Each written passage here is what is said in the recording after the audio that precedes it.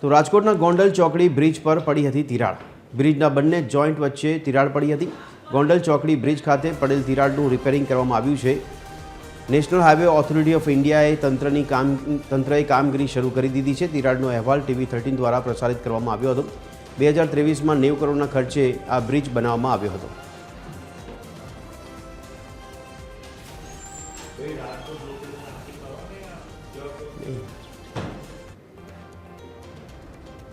તો બ્રિજના બંને જોઈન્ટ વચ્ચે તિરાડ પડવાને દ્રશ્યો આપે જોયા હતા। સાથે સાથે TV13 જે અહેવાલ પ્રસારિત કર્યો હતો તેમાં ખાસ નોંધવામાં આવ્યું હતું કે આ તિરાડ પડવાને કારણે આગામી સમયમાં કોઈ અકસ્માત સર્જાવાની સંભાવના કે ભીતિ જોવા મળી શકે છે, પરંતુ અહેવાલ બાદ હવે national highway authority of India દ્વારા કામગીરી હાથ ધરવામાં આવી છે।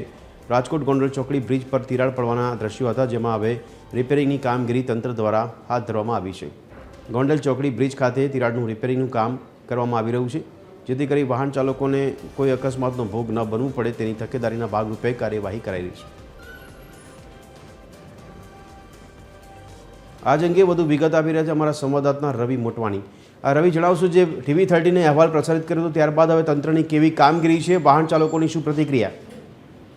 જી ભદ્રેશ, જરૂરથી જણાવી દઉં, રાજકોટના ગોંડલ ચોકડી એટલે કે જે ગ્રીનલેન્ડ ચોકડીથી ગોંડલ તરફ જવાનો જે રસ્તો છે તેના ઉપર લગભગ વર્ષ 2023માં 90 કરોડના ખર્ચે જે બ્રિજ બનાવવામાં હતો વાહન ચાલકોની સગવડ માટે, પરંતુ ક્યાંક ને ક્યાંક કહી શકાય કે નેશનલ હાઈવેની એમાં બેદરકારી સામે આવી હતી। જે બ્રિજની જે બે બ્રિજને જોડતો જે માર્ગ હોય છે તેમાં તિરાડો જોવા મળી હતી, જેને લઈ વાહન ચાલકોને પારાવાર મુશ્કેલીનો સામનો કરવો પડતો હતો, જેથી વાહન ચાલકોએ અવારનવાર તંત્રને રજૂઆત પણ કરી હતી, પરંતુ કોઈ નક્કર કાર્યવાહી થતી નથી। આજે TV13 દ્વારા સવારના સમયે સ્થળ ઉપર જઈ અને જે અહેવાલ પ્રસારિત કરવામાં આવ્યો ત્યાં તંત્ર હરકતમાં આવ્યું છે અને જે બ્રિજની જે તિરાડો છે તે પૂરવાની કામગીરી હાલ શરૂ કરી દેવામાં આવી છે। જી રવિ, ખૂબ ખૂબ આભાર સમગ્ર માહિતી આપવા બદલ।